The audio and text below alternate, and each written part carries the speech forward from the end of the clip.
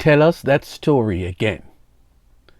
This story is in 3 of the 4 Gospels in the New Testament.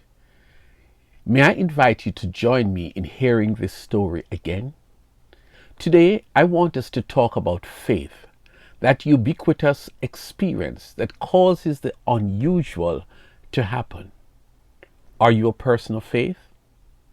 Every time I talk of faith, I have to look at the Bible definition of faith because I'm fascinated by the impossible becoming possible.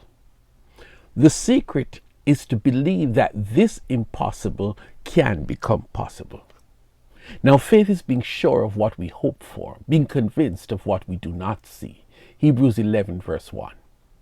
On the surface, you understand it because you've heard it so many times before, but let us take it piece at a time. Faith is being sure of what we hope for. Stop right there. A 4-year-old girl hopes for a doll. Her parents tell her that they cannot afford the doll she wants. What does she do? She doesn't know about faith, but she knows Jesus, so she prays to him. On her birthday, her gift is the doll. What is the lesson from this child? She asked for a doll which she hoped to get. Somebody must have taught her to pray and ask God for what she needs. She did, and the doll appeared. As far as this kid is concerned, God caused her to get the doll that her parents could not afford. Faith says you ought to be convinced of what you do not see. Now let us get to the heart of what I want us to consider. The faith of the woman with the issue of blood. Yes, I know you know the story, but we're going to revisit it because I believe you need to hear it again today.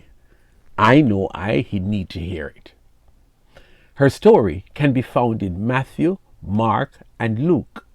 All 3 writers tell the story beautifully. She did not have an appointment to see Jesus. She was simply in the crowd one day when Jesus was in that part of town. In fact, Jesus had just heard a request from a synagogue leader for him to come to heal this man's sick daughter at home. Such courage, Mr. Jairus, because how do you know that Jesus did not have another engagement prior to you coming to him? Jesus turned around to go to Jairus' house. That was his immediate mission. It is at this point the 3 writers introduce the woman. Matthew said she had been subject to bleeding for 12 years. Matthew 9 and verse 20. Mark said, and a woman was there who had been subject to bleeding for 12 years. She had suffered a great deal under the care of many doctors and had spent all she had. Yet instead of getting better, she grew worse. Mark 5 and verse 25. Luke the physician said, and a woman was there who had been subject to bleeding for 12 years, but no one could heal her. Luke 8 and verse 43. We can put the details together and conclude that she was a nobody, no name, no description except her 12-year sickness. Imagine being known only by your circumstances. Is it any wonder that she did not come forward and ask for a moment with Jesus like Jairus did? Are you that woman who knows that you are a nobody of importance in the community, but right now that you have a need? What then does she want? She did not ask for assistance, not from Jairus, not from the disciples, not from anyone in the crowd. She simply knew she had to get close to Jesus. This we have to see. She believed that if she only touched his cloak, I will be healed. Matthew 9 and verse 21.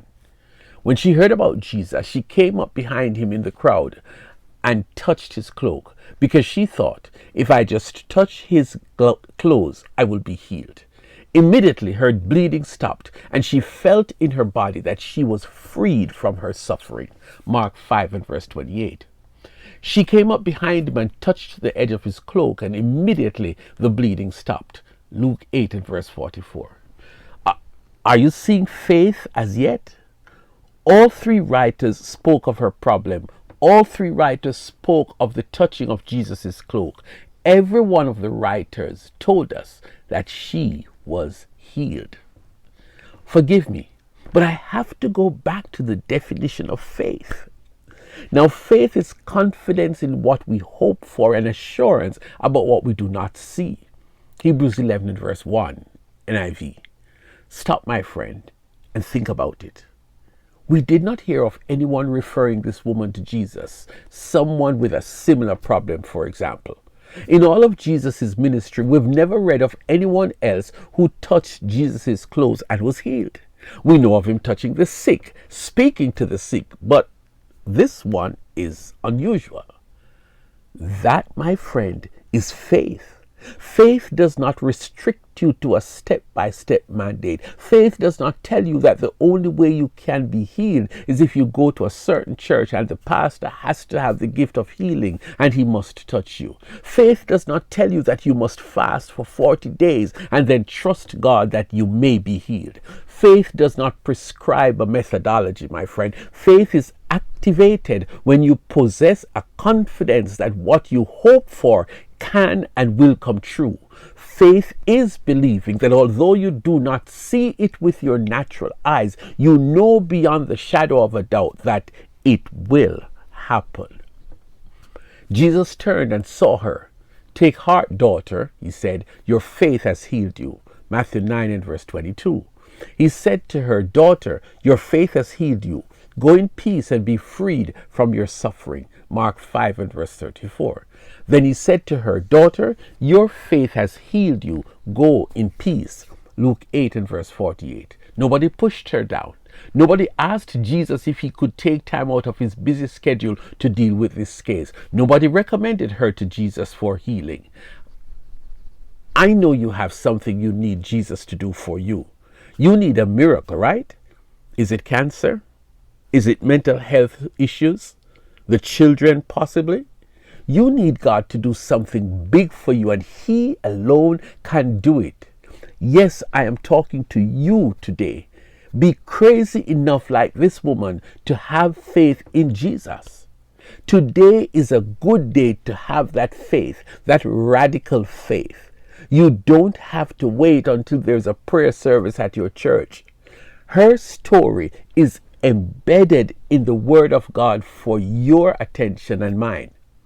Without faith, it is impossible to please God, because anyone who comes to him must believe that he exists and that he rewards those who earnestly seek him. Hebrews 11 and verse 6. Do you have a need? Is it great? Is it small? Do you believe Jesus can handle your case?